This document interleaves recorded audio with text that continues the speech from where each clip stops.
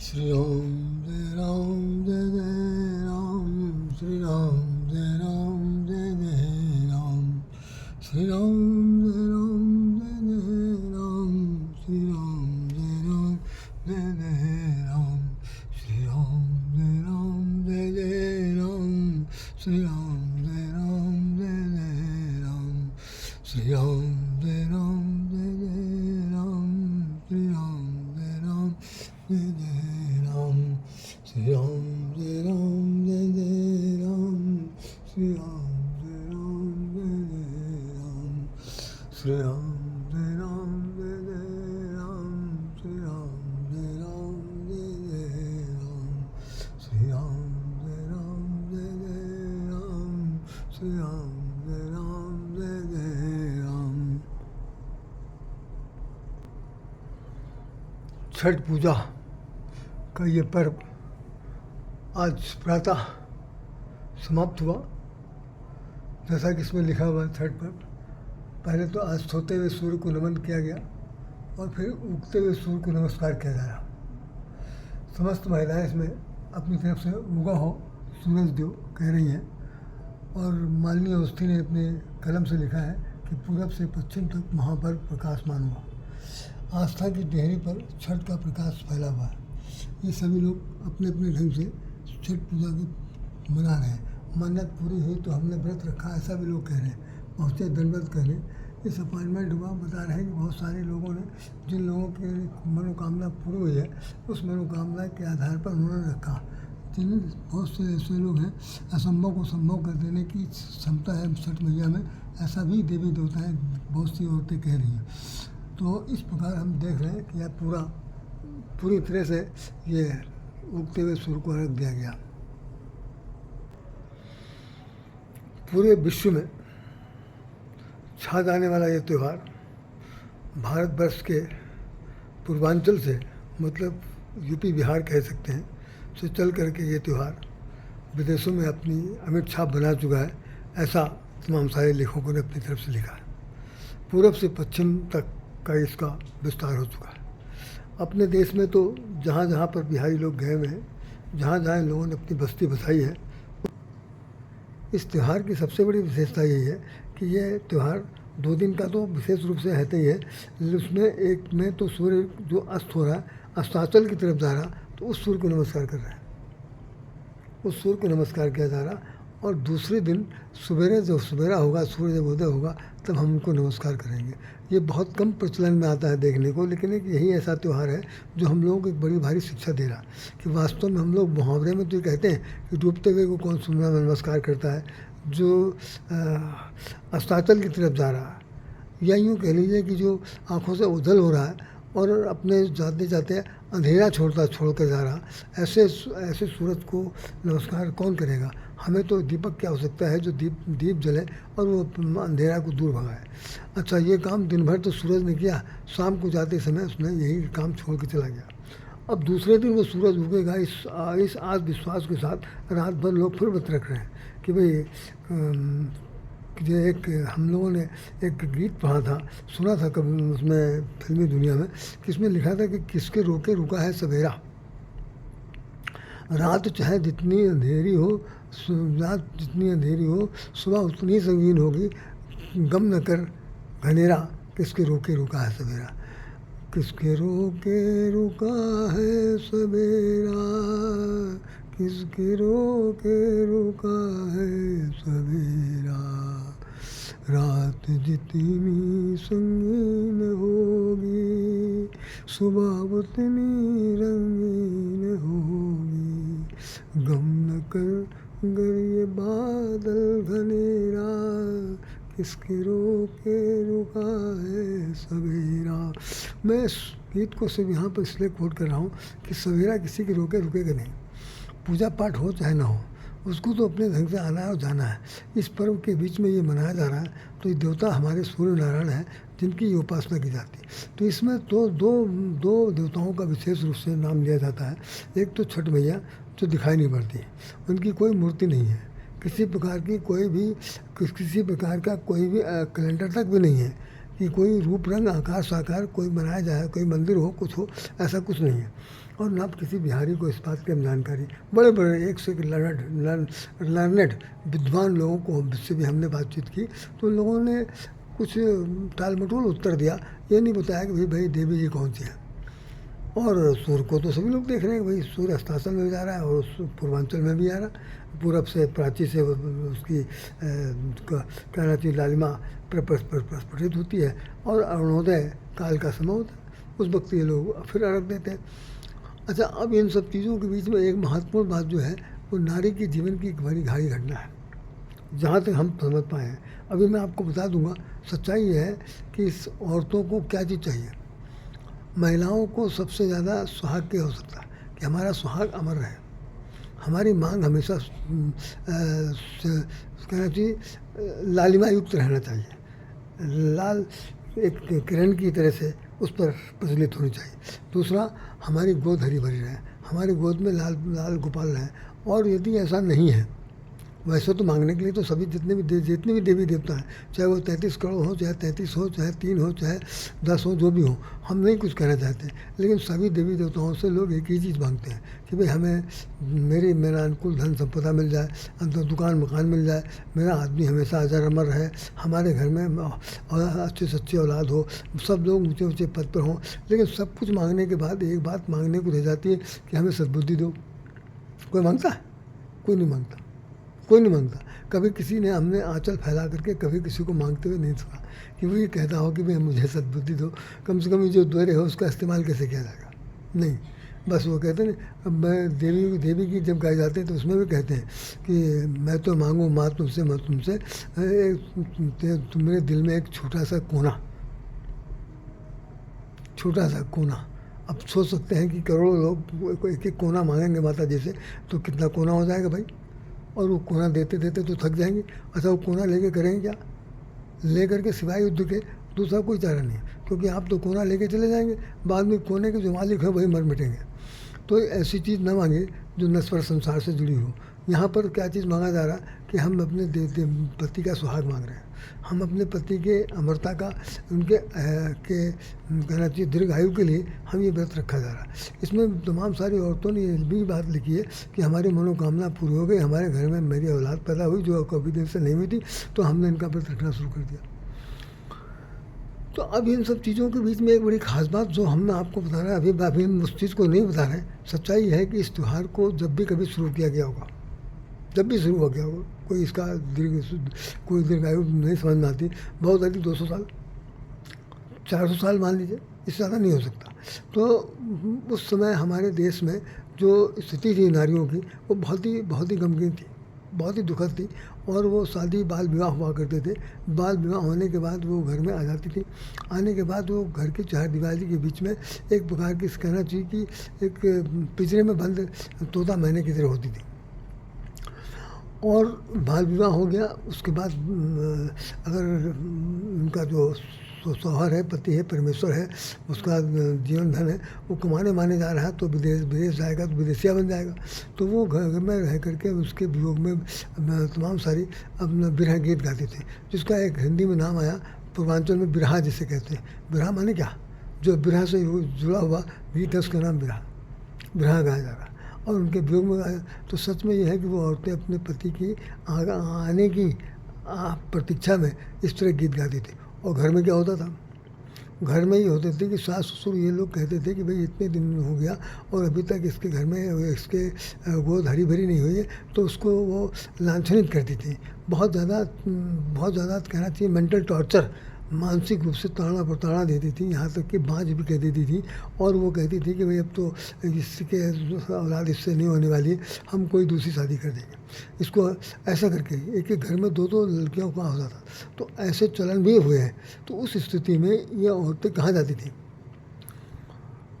भाग करके, आंखें बचा करके, जैसे मान लो पानी बहाने जाना है तो घर से निकल के बाहर कुआं खोदा हुआ है, वहाँ पानी ना, तो घाट पर बैठ करके या किसी ऐसी जगह पर जहाँ पर उनको निर्जन जंगल मिलता था, वहाँ बैठ करके वो गीत गाती थी।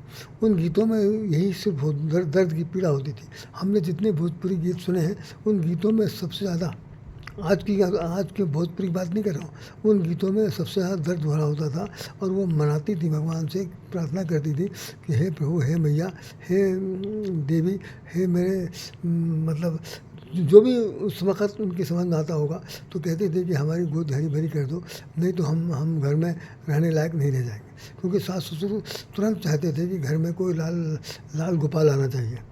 तो ये जो संतान की कामना है, ये संतान की कामना के जरा भी देर होने पर उनको ताड़ित प्रताड़ित किया जाता था। यहाँ तक कि ये स्थिति होती थी कि उन्हें तब तक नहीं विदा करते थे, मायके नहीं जा सकती थी जब तक वो ससुराल में एक पुत्र या एक संतान नहीं दे देती। और मज़े की बात देखिए, अगर घर में लड़की पैदा हो गई तो वो और भी उसके नाक में दम हो जाता था कि हमने लड़का मांगा, लड़की दिया। तो लड़की लड़के का भेद भी था। और ये त्यौहार को उस रूप में मनाया जाएगा तो छठ के रूप में मनाया जाने लगा। अब छठ क्या है, अब यहीं पर हम लोग शुरू करते हैं। एक हमें छोटी सी बात याद आ रही, हमारे एक परम मित्र थे, परम मित्र हैं अभी, वो मुझसे तो खैर उम्र में बहुत छोटे हैं, कम से कम 15 साल का अंतर होगा। तो उन्होंने एक बात बताई थी कि जब शादी हुई तो शादी के बीच में लड़की अपने मायके से ससुराल गई, तो वहाँ जाने के बाद बहुत दिन तक उसको मायके नहीं आने दिया गया। तो वो जैसे कभी कभी होता नहीं कि झरोखा मुक्का या कोई छोटी सी खिड़की या झरोखा जिससे हो देखती थी बाहर टुकुर टुकुर मौका पा करके कि कोई उसको उसकी बात को सुनने वाला आ जाए, तो उससे वो अपनी बात बता दे। उस समय चिट्ठी पत्री का इतना चलन नहीं था। एक चिट्ठी अगर कोई डालता था, पोस्ट कार्ड तो बहुत 5 पैसे 10 पैसे का आता था, वो पोस्ट कार्ड को लेकर के लिख भी दिया तो भेजें किससे, बहुत बड़ी समस्या थी। तो भेजने के लिए कोई आदमी नहीं। ऐसी हालत में वो बैरंग चिट्ठियाँ भेज देती थी, ऐसे डलवा देती, जाओ भैया इसको डालो। बैरंग डाल दिया, मन के माता पिता उसको स्वीकार करेंगे। तो वो सज्जन बता रहे थे कि बहुत दर्दनाक बात बता रहा हूँ आपको। मैं अभी इसको छठ कहानी तो मैं शुरू करूँगा, लेकिन इसको मैं बता दूँ कि उन्होंने बताया, मैं बहुत उस बात को पढ़ करके सुन करके बहुत रो पड़ा। उन्होंने कहा, उस लड़की ने अपने पिताजी को चिट्ठी लिखी। उसने कहा, बाबूजी, मड़वा तरे जौन पावन का तू पूजे रहला। सुन लीजिए, मड़वा तरे जौन पावन के, पावन माने पैर, जिन पैरों को आपने पूजा था, मंडप के नीचे जिन पैरों को आपने पूजा था, मड़वा तरे जौन पावन के तू पूजे रहला, उन्हीं पावन से मोर रोम रोम दुखा था, मोर रोम रोम दुखा था। अर्थात उस आदमी की लात घूसे की मार से हमारे रोम रोम जो है दुख रहे हैं, कष्ट हो रहा। तो रात दिन वो लात घूसे खाती थी, सिर्फ इसलिए कि भाई उसके घर में संतान है नहीं है। ऐसा आपने अगर कभी देखा हो तो पिछले दिनों यहाँ पर बालिका बधू वाला एक सीरियल आया था, बहुत लाजवाब। मैं तो उसको 100% प्रशंसा करता हूँ। ऐसा सीरियल बहुत कम किसी ने बनाया होगा, फिल्मों में भी नहीं आया।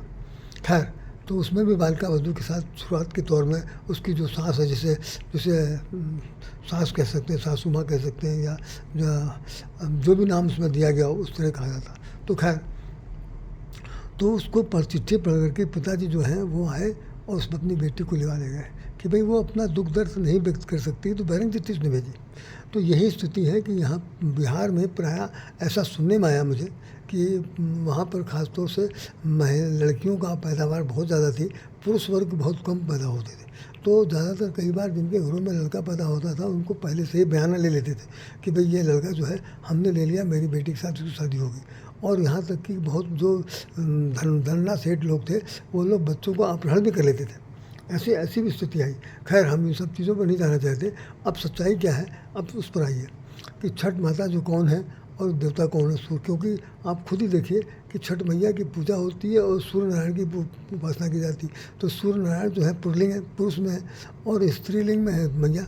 तो मैया जो है वो कहाँ है, या तो वो धरती माता है। तो धरती माता का तो स्वरूप कुछ होता नहीं, लेकिन होता है। अगर धरती पुत्री सीता जी हैं, धरती पुत्री सीता जी हैं, तो सीता जी का रूप रंग है। महाराज जनक के घर में चंद्रवंशी थे, और चंद्रवंशी होते उनके यहाँ भी पूरे नगर में यही हालत थी कि सबके घर में एक एक लड़की पैदा है। लड़का की बहुत बड़ा अभाव है। और राजा दशरथ के यहाँ 4 पुत्र हैं, उनके यहाँ 4 कन्याएँ हैं राजा जनक के यहाँ। तो शादी कराने के लिए विश्वामित्र जी गए।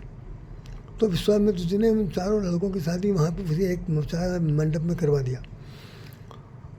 हुआ ये कि वहाँ पर बारात जो है वो कितने दिन रुकी है, गोस्वामी जी ने लिखा, मैं उसको पढ़ के सुना दे रहा हूँ। सुन लीजिए गौर से कि क्या ख़ास बात है, इस पर बहुत अमल करना ज़रूरी है। तो राजा जनक के यहाँ जब शादी हुई वो रामचंद्र जी जानकी जी की, तो अगहन माह सुहावा पंचमी, शुक्ल पक्ष की पंचमी के दिन राम जानकी का शादी हुआ। उनके साथ 3 जो बहनें थीं, वो उर्मिला, मांडवी, श्रुतकीर्ति, इन तीनों की शादी लक्ष्मण से मांडवी की, लक्ष्मण से उर्मिला की शादी हुई, मांडवी भरत के साथ ब्याही गई और श्रुतकीर्ति शत्रुघ्न के साथ ब्याही गई, और रामचंद्र जी सीता जी को ब्याही गई। इस प्रकार से 4 लड़कियों की शादी वहाँ पर गई। तो दो लड़कियाँ तो उनकी हैं राजा जनक के छोटे भाई की, और एक बेटी इनकी है जो जिसका नाम उर्मिला है। सीता जी जो हैं वो वही धरती पुत्री हैं, बता रहे हैं भाई वो हल चलाया था और वो घड़े से कन्या निकली थी। ये भी हमने एक बार अपने वीडियो में बता दिया कि ऐसा कुछ नहीं है, वो भी एक वदंती है, कथा कहने वाले कहते रहते हैं। तो खैर, तो इन चारों लोग शादी हुई तो इनको राजा जनक ने रोक लिया। तो कितने दिन तक रोका, गौर सुनिए। एक दिन रोकना आसान है आज की तारीख में। सुबह के समय बारात किसी तरह अगर आ गई तो शाम को हर तरह से विदा कर देने के चांस रहते हैं। रात में शादी हुई, सुबह भाग जाओ, कोई रुकता नहीं। पहले 2-3 दिन रख लेते थे, अब देहातों में अब भी वो चलन खत्म हो गया। नहीं तो देहात में पहले कुछ दिन 2-3 दिन तो रख ही लेते थे। एक दिन कच्चा खाना, एक दिन पक्का खाना, एक दिन ये खाना, एक दिन वो खाना, करते करते हो जाता था। लेकिन अब वो भी सब खत्म हो गया। तो राजा जनक ने भगवान राजा दशरथ से कहा कि आप हमारे यहाँ रुकिए। जो रुकने का समय कितना था, गोस्वामी जी ने एक जगह पर बहुत तार्किक विश्लेषण के साथ आधार में लिखा है कि 6 महीने तक बारात रुकी रही। 6 महीना, क्योंकि राजा है ना, तो दोनों लोग राजा हैं, तो राजा के अंदर कोई कमी तो होगी नहीं। तो गोस्वामी जी ने बहुत लिखा है कि नित्य नव आदर, नित्य नूतन आदर अधिकाई, दिन प्रति सहस भांत पहुनाई, नित्य नौ नगर आनंद उछाऊ, दशरथ गमन सुहाई न कहो। दशरथ जी का जाना किसी को अच्छा नहीं लगता था। कोई जब जैसे वो कहें कि हम जाना चाहते हैं तो कहे न जाओ दी, अभी और कुछ दिन रुक जाइए। तो कितने दिन रुका गया, इसको गोस्वामी जी ने बहुत शॉर्टकट में लिखा कि बहुत दिवस बीते यही भांति, जनु स्नेह रजु बंधे बरायती। कछु कति बहुत दिवस, बहुत में बहुत आता था, बहुत में कोई गिनती नहीं है। 6 महीना, साल में 365 दिन या 180 दिन, ऐसा कुछ नहीं। बहुत दिवस बीते यही भांति, जनु स्नेह रज बंधे बराती। तो इस प्रकार से राजा दशरथ 6 महीने तक वहाँ रुके रहे। फिर जब 6 महीना बीत गया तो उन्होंने वहाँ के सतानंद जी को बुलाया और कौशिक, विश्वामित्र जी इत्यादि सब लोगों ने जाकर के भाई राजा जनक को कहा कि भाई अब बहुत हो गया। वहाँ पर हम अयोध्या में सब लोग खलबली मची थी, वहाँ बारात शादी करने गए थे कि वहाँ जाकर बैठ गए। ऐसी पहुनाई किस काम की भाई, कि घर द्वार सब छोड़ छाड़ के, तो सब लोगों के अंदर में बड़ी भरी अंदर से एक वो भी है कि अयोध्या के जो नगरवासी हैं वो क्या कह रहे होंगे, घर में औरतें क्या कह रही होंगी, मदानियाँ महारानियाँ क्या कह रही होंगी, हमें चलना चाहिए। खैर भाई राजा जनक को समझाया गया और चलने को तैयार हो गया। तो जब विदा किया गया तो विदा करने का सीन समझ लीजिए, जो खास बात मैं बताना चाहता हूँ कि जब विदा करने के लिए आए तो पूरी नगरी उनकी आई। नगर की जनकपुरी के समस्त जितने भी नर नारी थे वो विदा करने के लिए आए। और उस घाट पर जहाँ जहाँ पर नदी थी उन नदियों तक के लिए जहाँ तक जा सकते थे पैदल, बारात जा रही है पैदल जा रही है, जैसे तैसे जा रही, तो वहाँ तक गए। आखिर में जब उस पार जाना मुश्किल हो गया, नदी के उस पार, तो वो ये कमर तक पानी में खड़े हो गए और वो लोग अपनी नौका में सब बैठ गए, सारे बराती। तो बैठ कर अब जब ये यहाँ से बैठ कर के तो प्रणाम किसको कर रहे हैं, गौर सुनिए। शाम का वक्त है, भगवान सूर्य नारायण जो है वो अस्ताचल की ओर जा रहे हैं और जनकपुर के सभी नगर निवासी, नगर नर नारी और राजा जनक अपनी पत्नी सुनैना के साथ और उनके छोटे भाई अपने पत्नी के साथ आकर के नमस्कार कर रहे हैं और कह रहे हैं कि ये जो सूर्यवंश के 4 पुत्र हैं, हे प्रभु, हे सूर्यनारायण, आपने जैसे इनको हमारे घर को रोशन किया है, बनाया है, 4 दामाद दिए हैं, ऐसा ही हमारे पूरे नगरवासियों को भी यही सूर्यवंशी पुत्र जैसा सबको मतलब वरदान में दीजिएगा। सबके सभी की जो कन्याएं हैं वो सब सौभाग्यवती हो जाएं, सबके जीवन में एक अजरता अमरता आ जाए और ये जो अमरत्व है ये फलीभूत हो, सभी सौभाग्यवती में सौभाग्यवती बने, ये उनके मन में सबकी भावना थी।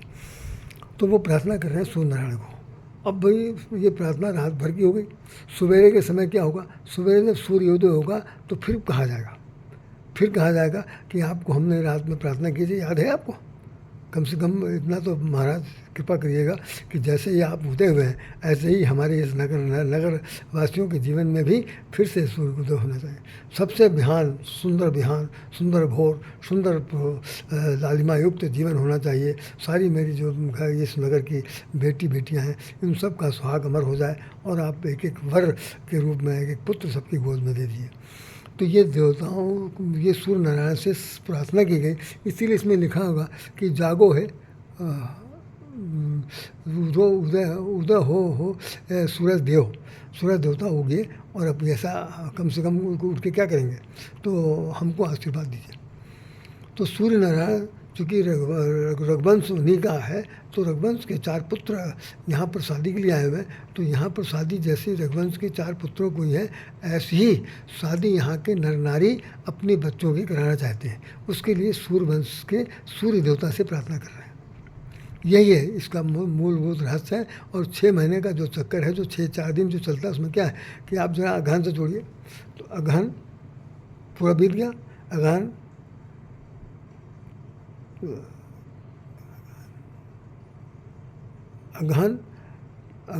पूस, माघ, फागुन, चैत, बैसाख, जेठ और जेठ। तो फिर से मैं गिन रहा हूँ, अगहन, पूस, माघ, फागुन, चैत, बैसाख। बैसाख में उनकी विदाई हुई है 6 महीने बाद। तो उन लोगों ने 6 महीना तो वहाँ की विदाई कर दिया गया।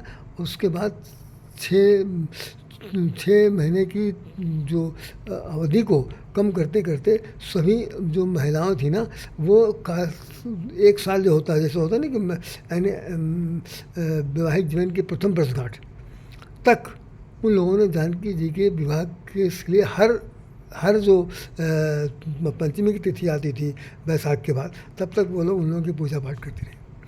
तो जब फिर वो अगहन का महीना आता है, तो उस अगहन के महीने में या कार्तिक के महीना जो जहाँ पर 12वां महीना ख़त्म होता है, तो वहाँ पर उन्होंने 6 दिन के बजाय 4 दिन का रखा।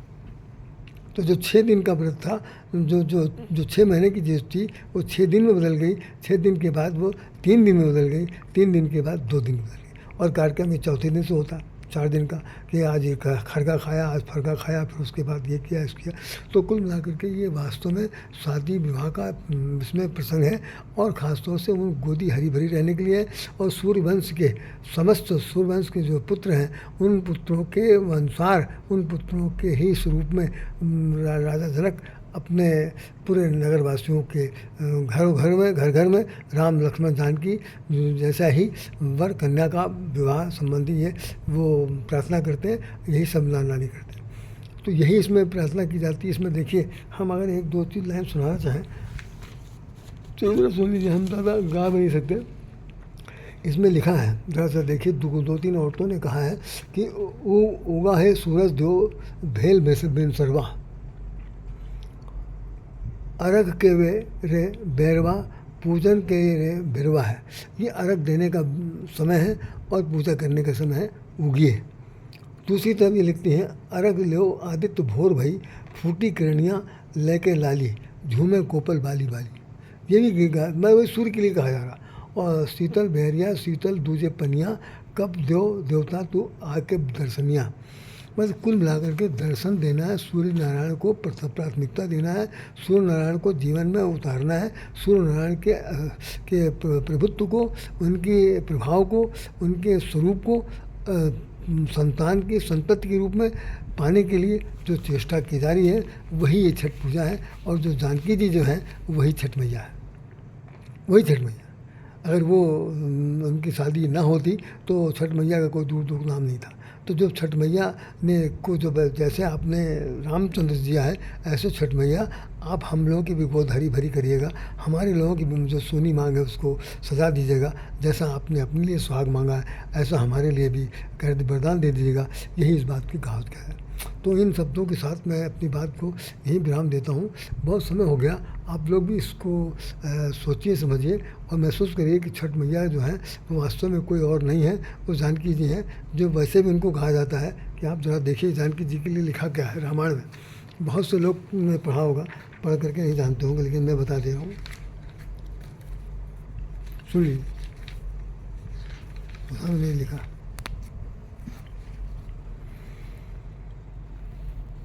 उद्भव स्थिति संहार कारिणी कलेश हारिणी। बिल्कुल रामचरितमानस का प्रथम अध्याय है और बालकांड का श्लोक पहले श्लोक का ये ये पाँचवा श्लोक है। पाँचवें श्लोक बिल्कुल बिल्कुल प्रारंभ है, देख लीजिए पूरा प्रारंभ है, उसमें ये लिखा था, उद्भव स्थिति संहार कारिणी कलेश हारिणी सर्वश्रेष्ठ करी सीता न तो हम राम बलवाम।